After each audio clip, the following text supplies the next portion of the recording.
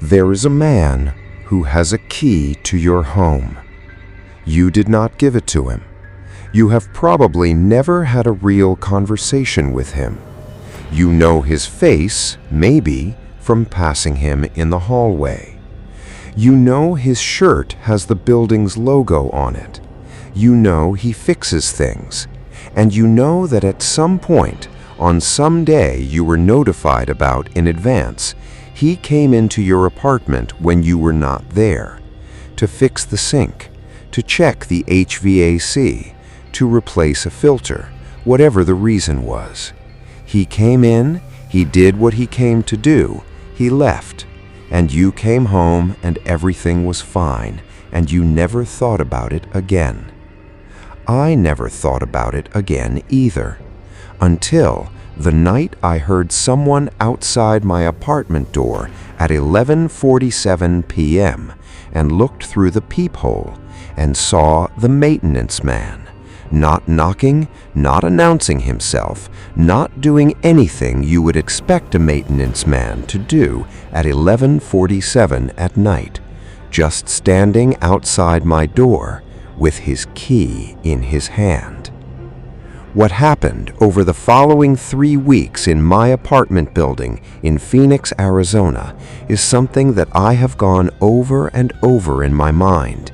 The things I noticed, the things I dismissed, the things I should have understood sooner than I did. This is what happened, and this is what I want every person who lives in a rented apartment to know. I moved into the Meridian Apartments in North Phoenix in the spring of that year. 1 bedroom, 2nd floor, decent building, not luxury but well maintained. The kind of complex that has a small gym and a pool and a leasing office that sends email newsletters about resident events. 300 and some units across 4 buildings. The kind of place where you nod at people in the parking lot and maybe exchange first names, but mostly everyone keeps to themselves. The maintenance staff. Let me tell you about the maintenance staff. There were 3 of them. I knew this because the building sent an email when I moved in introducing the team. It was the kind of professional touch that made me feel like I had picked a good building. 3 men, photos and names included. Gary, who was the lead maintenance supervisor. 2 others, whose names I have chosen not to use here.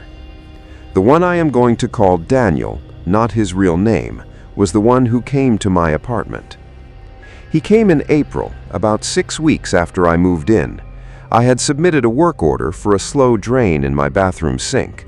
Standard procedure, you submit the order online, they schedule a time, they come in during the window whether you are home or not. I was home that day, working from my kitchen table. Daniel knocked at 10 in the morning, I let him in, he fixed the drain in about 15 minutes, he left. He was professional, he was pleasant enough, he did not overstay, he did not say anything unusual. I thought nothing of it. That was June. In July, things began. It started with small things, the kind of things that are so easy to explain away that explaining them away is almost automatic. In mid-July, I came home from work on a Thursday evening and my kitchen was slightly wrong. I do not mean dramatically wrong. I mean the kind of wrong that you notice and dismiss in the same breath. A coffee mug on the counter that I was fairly certain I had put in the cabinet that morning. My dish rack moved a few inches to the left, not significantly, not enough to be sure I had not moved it myself without remembering. A chair at my kitchen table that was not pushed in all the way. I am someone who always pushes chairs in, habit, but maybe I had been distracted that morning. I noticed, I dismissed it, I moved on. 2 weeks later, a Thursday again, I noticed later that it was always a Thursday. My bathroom felt recently used. I want to be precise about this because I know how it sounds. The bathroom felt recently used. Not dramatically, nothing was moved, nothing was obviously disturbed, but there was a quality to the air in the bathroom that was different from 8 hours of an unoccupied apartment. A slight humidity, a vagueness of condensation on the mirror that should have been completely dry by the time I came home. I stood in that bathroom doorway and I told myself I was imagining it. I was not imagining it. The third Thursday in August, I came home and my bedroom closet door was open. I keep that closet door closed, always. It is one of those habits so ingrained that the sight of the door open stopped me in the hallway. I stood there looking at it. And then I checked my phone for the work order history on the building app. No work order scheduled, no maintenance access logged, no notification of any kind. I closed the closet door, and that night I bought a doorbell camera and a hidden motion-activated camera in my living room. I told myself I was probably being paranoid. I was not being paranoid. I set the cameras up on a Friday evening. The doorbell camera I positioned facing the door, obvious, visible, the kind you want people to see. The motion camera I positioned on a bookshelf in the living room, pointed to cover the main living area and the hallway leading to the bedroom and bathroom. Not hidden exactly, but not obvious either. The following Thursday, I was at work when my phone sent me a motion alert from the living room camera. 11:14 a.m. I opened the app. The footage showed my living room, my couch, my bookshelf, my kitchen table in the background, and a man moving through it. He walked through the living room from the direction of the front door. He moved to the kitchen. He stood in the kitchen for about 2 minutes. I could not see exactly what he was doing from the camera angle. He was at the edge of the frame. Then he walked back through the living room and down the hallway toward the bedroom. He was in the bedroom for 4 minutes. Then he came back through the living room and the footage ended. He had gone back out the front door. I was shaking by the time I got to the end of the clip. I recognized him. It was Daniel. He was wearing the building maintenance shirt. He had a key. There was nothing in his appearance that would have looked unusual to anyone watching the hallway security cameras. A maintenance man going about his day. But there was no work order. I checked immediately. No scheduled maintenance for my unit. No notice sent. No reason for him to be in my apartment. I left work early. I went directly to the leasing office. The leasing manager's name was Christine. I had spoken to her twice, once when I moved in, once when I had a question about my lease. She was professional, organized, the kind of person who handled everything efficiently. She did not handle this efficiently, not at first. I watched her face go through several expressions in the span of 30 seconds as I showed her the footage. First, polite attentiveness, then a slight frown, then something she was working to keep neutral. She said, "This is from today, this morning." I said yes, 11:14 a.m. I showed her the timestamp. She said, "And there was no work order." I said no. I showed her the app, my unit's maintenance history, nothing scheduled for today. She said, "I need to make a call. Can you wait here?" She went to the back office. She was gone 11 minutes. When she came back, her expression had changed into something more careful. She said that she had spoken to the maintenance supervisor, Gary, and that Daniel had indicated he had been conducting preventative maintenance checks on second-floor units. I said, "Was that scheduled?" She said it should have been communicated to residents. It appears that step was not followed in all cases. I said, "He was in my bedroom for 4 minutes." She did not respond immediately. I said, "There is no preventative maintenance that requires 4 minutes in a tenant's bedroom." Christine said she was going to escalate this to the property management company and that she would follow up with me by end of day. She followed up 2 hours later with an email.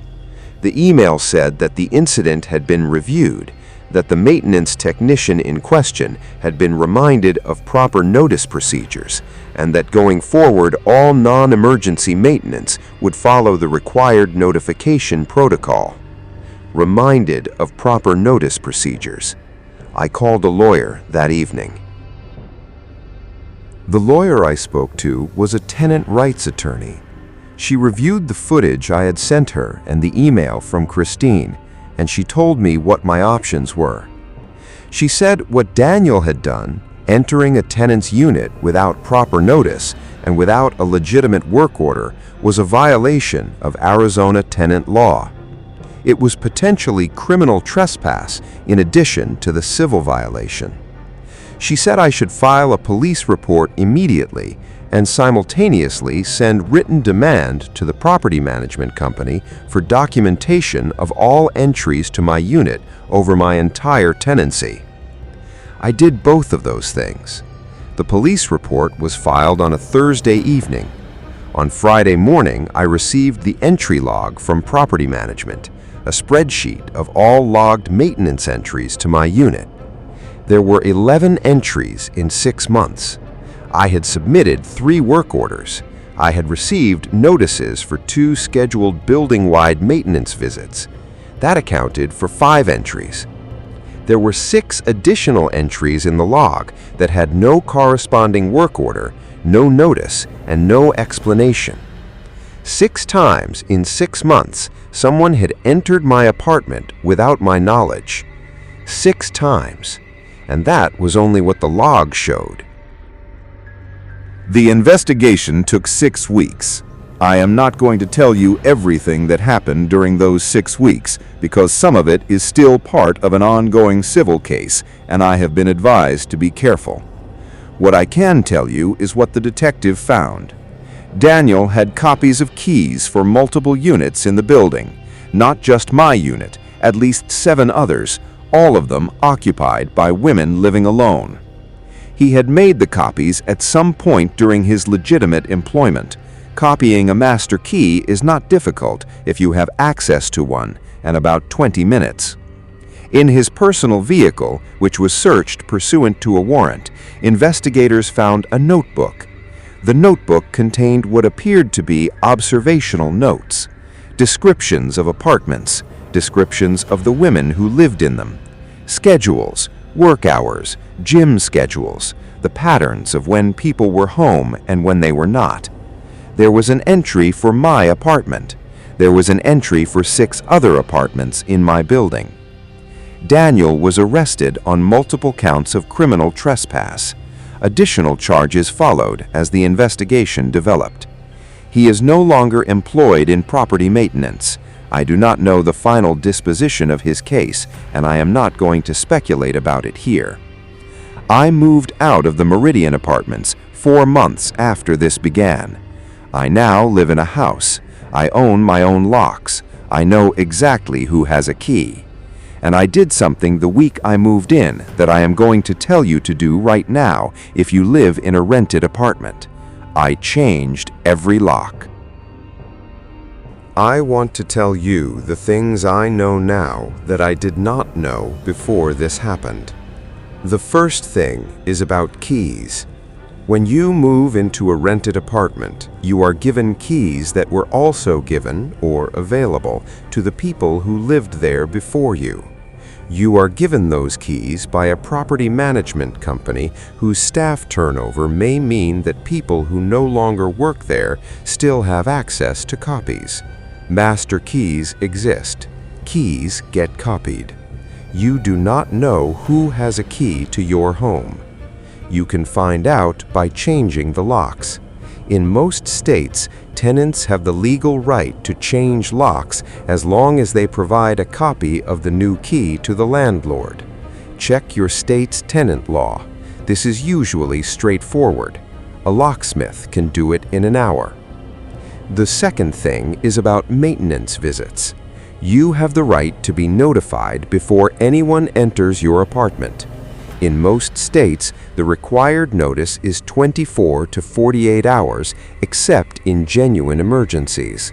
That notice must be in writing. If someone enters your apartment without that notice, even a maintenance person with a legitimate key, that may be a violation of your lease and potentially of state tenant law. Keep a log. Write down every time someone is scheduled to enter and every time you come home and something feels slightly off. The third thing is about the camera. I installed the camera 3 Thursdays into noticing that something was wrong. I should have installed it the first Thursday. I told myself I was being paranoid. The cost of that delay was 6 additional entries in a log before I had documentation of any of them. Trust what you notice. The coffee mug on the counter, the chair not pushed in, the bathroom that feels recently used when it should not. Your home has a baseline. You know what it feels like when you have been away for 8 hours. You know the temperature, the smell, the specific arrangement of the things you left.